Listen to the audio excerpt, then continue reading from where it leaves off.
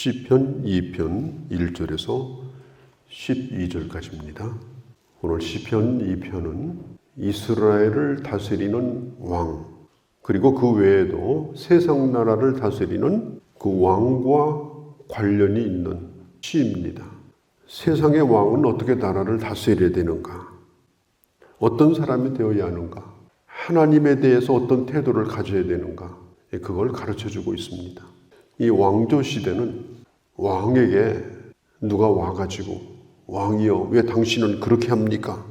그런 질문을 감히 아무도 못합니다. 지당하십니다. 옳습니다. 그런 얘기는 통하지만 왕에게 나가서 지금 당신이 하는 일은 옳지 않습니다. 그런 말을 하지를 못해요.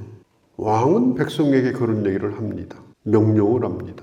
왕의 말이 법이에요. 이 왕이 자기가 누구인가를 잘 모르고 이게 독재자가 되기가 쉽고요.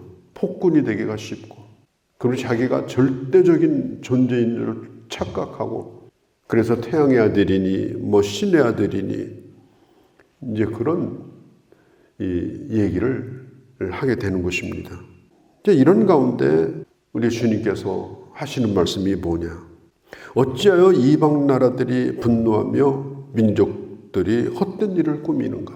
이 왕들은요, 나라가 가뭄이 들고 또 홍수가 나고 또 갖가지 재난이 오고 전염병으로 말미암아서 백성들이 죽어가고, 그렇게 할지라도 백성을 사랑하는 마음이 없는 건 아니에요. 그러나 그들은 지금 겪고 있는 그런 문제를 이용해서 자기들이 가지고 있는 왕권을 더 아주 단단하게 하려고 합니다. 그걸 통해서 왕의 권위를 더 높이려고 하고 자기들의 권세를 더 보여주려고 하고, 그게 세상의 왕들의 속성입니다. 근데 왕조 시대뿐 아니라 지금도 마찬가지입니다. 나라가 겪는 어려움들, 참 위급한 일들, 백성들이 가지고 있는 공포심들, 정말 그런 것들을 어루만져주고 위로해주고 소망을 주고 좀 미래가 보이도록 좀 비전을 심어주고, 그것이 아니라 그런 걸 통해서 어떻게 정권 유지를 하는데 도움이 될까? 그걸 이용할까? 거기에 골몰을 하기 때문에 문제가 잘 풀리질 않는 거예요. 본래 간단한 건데 그렇게 복잡하게 만들어서 백성들이 이게 뭔지 모르도록 어지럽게 만들고 불분명하게 만들고 공포스럽게 만들고, 그렇게 해서 결국은 본인들의 기득권을 유지하는데 악용을 한다는 겁니다. 이건 예전이나 지금이나 별로 다르질 않아요. 오늘 성경도 말하지 않습니까? 이방 나라들이 분노하며 민족들이 헛된 일을 꾸미는가? 이런 것들을 보면서 1절에 보면 이 시인은 탄식을 합니다. 어찌하여 이런 일이 이 땅에서 일어나는가? 어찌하여 권력을 가진 사람들은 그렇게 하는가? 어찌하여 나라를 그런 식으로 만들어가는가? 왜 답이 없겠는가? 평범한 사람도 답을 알고 있는데 어찌하여 이렇게 하는가? 이 어찌하여라는 말이 입에서 저절로 나올 수밖에 없는 그런 탄식이 오늘 이 시인처럼 오늘도 우리에게 입에서 나올 수밖에 없는 그런 시대를 살고 있습니다. 그런데 그것을 올라가 보면 아주 오래전부터 그랬어요.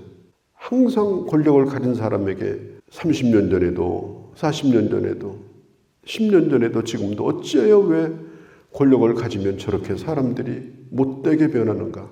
이게 백성들의 탄식이에요. 그 원인이 있습니다. 그것이 뭐냐면은 하나님이 왕 되심을 망각하기 때문에 그래요. 절대 주권자가 자기인 줄 알아요. 그 위에 왕이 없는 줄 알아요. 하나님을 두려워하지 않아요. 오늘 성경도 말하기를 왕들이 정치를 잘못했다든지 의식주 문제를 해결을 못 해줬다든지 그런 얘기를 지금 하고 있는 것이 아니고, 왜 당신들은 하나님을 두려워하지 않는가? 왜 모여가지고 헛된 일을 꾸미는가? 그 헛된 일이 뭐냐면 3절에 나와 있어요. 그게 뭐냐면은 결박을 풀고 끊어버리자. 하나님의 명령, 하나님의 말씀을 이것을 즐거운 마음으로 특별히 이스라엘 왕은 순종해야 되는데 하나님의 말씀을 잘 따라야 되는데 시편 1편에서 본 것처럼 말씀을 주야로 묵상하고 그 말씀을 따라가는 것이 개인도 형통한 길이고 나라도 형통한 길인데 왜 권력을 가진 사람들은 그 하나님의 말씀이 자기들을 결박한다고 생각하는가? 그 말씀이 자기들을 얽어맨다고 생각하는가? 그래서 어떻게 하든지 그걸 끊어버리고 거기서 벗어나려고 모여가지고 그런 모의를 하고 있다는 것입니다. 이것은 마치 뭐하고 똑같은가 하면은 성경시대 당시에 아수르, 또 애국, 바벨론, 이게 초강대국입니다. 그때 당시 아주 강대국이에요. 그런데 그런 나라의 지배를 받는 아주 작은 나라, 아주 약소한 작은 나라가 우리는 당신 말 안 들겠다. 그리고 반기를 드는 거나 똑같은 거예요. 반기를 들어봐야 되지도 않는 일이고 뻔한 일이죠. 달려드는 겁니다. 세상의 왕들이 하나님을 향해서 그렇게 하는 것은 마치 이것보다도 더 어이없는 일이다. 그래서 성경이 뭐라고 말하느냐? 4절에 하늘에 계신 이가 웃으시며 하나님이 웃으시는 거예요. 기분이 좋아가지고 호탕하게 웃는 그런 웃음이 아니고 어이가 없어가지고 그냥 웃는 겁니다.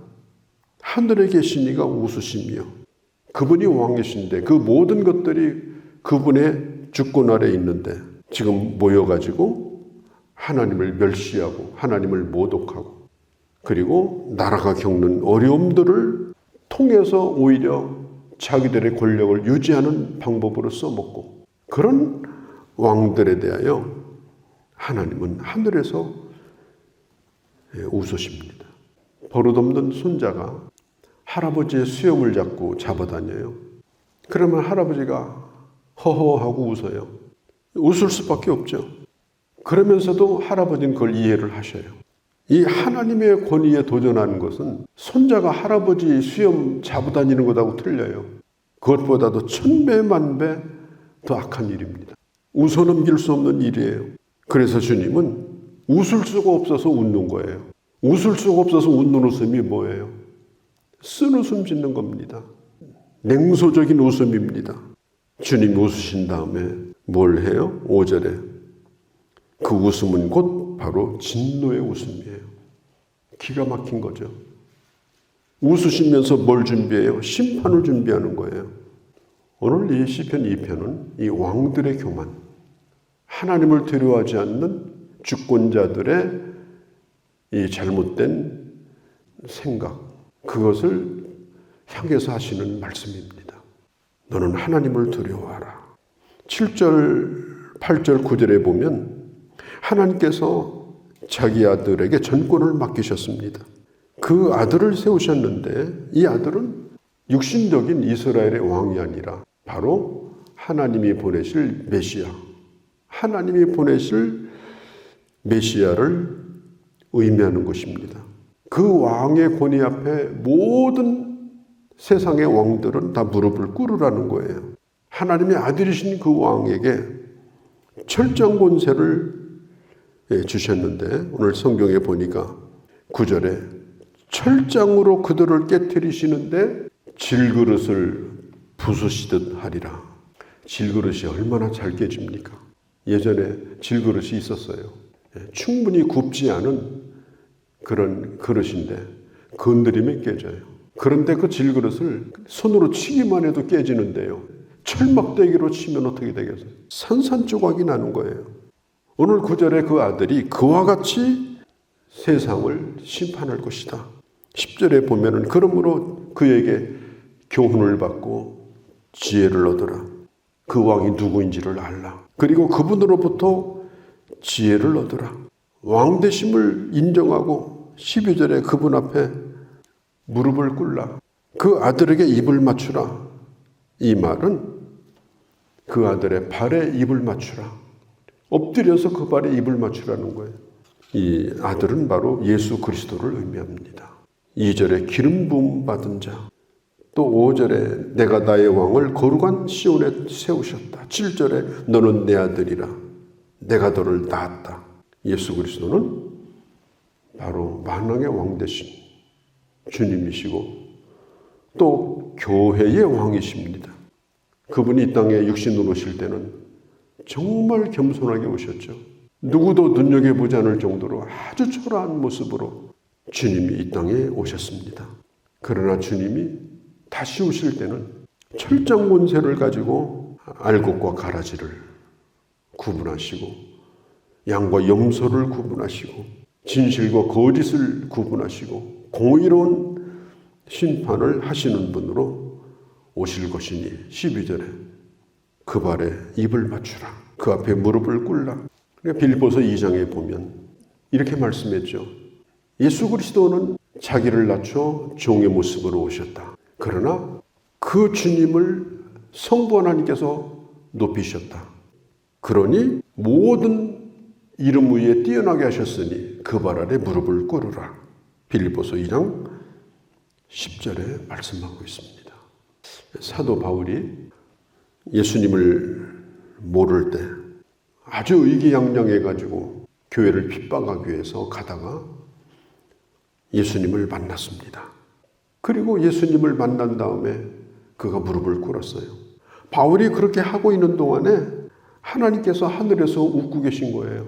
하나님 두려운 줄 모르고 자기가 아는 지식을 가지고 예수 그리스도를 핍박하던 그가 무릎을 꿇었습니다. 그런데 나중에 그가 이런 얘기를 합니다. 사도행전 26장 14절에 그때 내가 주님을 만났을 때 주님께서 내게 하신 말씀이 있었다. 바울아 바울아 가시덤불을 뒷발질하기가 너에게 큰 고생이겠구나. 바울에게 주님이 그런 말씀을 하셨다고 그래요.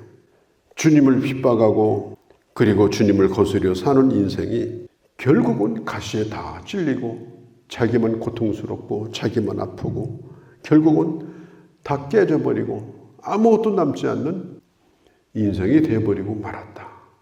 왜 그렇게 하느냐? 그 주님께서 자기를 만나주신 것에 대하여 생명의 길로 인도하신 것에 대하여 바울은 하나님 앞에 한없이 감사하고 과거에 자기가 그렇게 한 것에 대하여 한없이 하나님 앞에 부끄러워하는 그런 모습을 사도행전 26장에 보면 이 바울의 메시지 가운데 잘 나와 있습니다. 하늘에서 하나님이 웃으시리로다. 어떻습니까? 요즘 세상 돌아가는 거 보면서 하나님이 어떤 웃음을 지으실까 한번 생각해 보시면 좋겠습니다. 또 내가 사는 모습을 보면서 하나님은 어떤 웃음을 지으실까? 구약 성경에 있는 것처럼 내가 그리스도로 말미암아서 주 안에서 사는 걸 보면서 하나님의 기쁨을 이기지 못하시고 큰 소리로 주님이 웃으시는 하나님을 기쁘시게 하는 그 안에서 나도 기뻐하고 나도 하나님의 그 놀라운 기쁨과 축복을 누리는 삶, 그런 삶을 살아가는 그런 주님의 자녀들이 되어주시기를 바랍니다.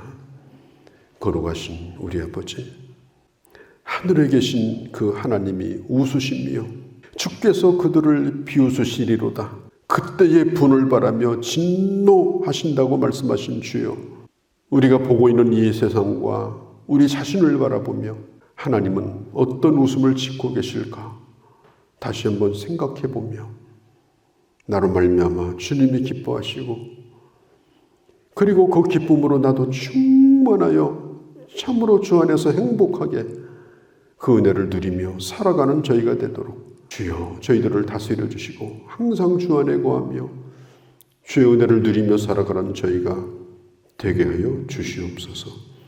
이 하루도 주께 의탁하오며 우리 주 예수님의 이름으로 기도하옵나이다. 아멘.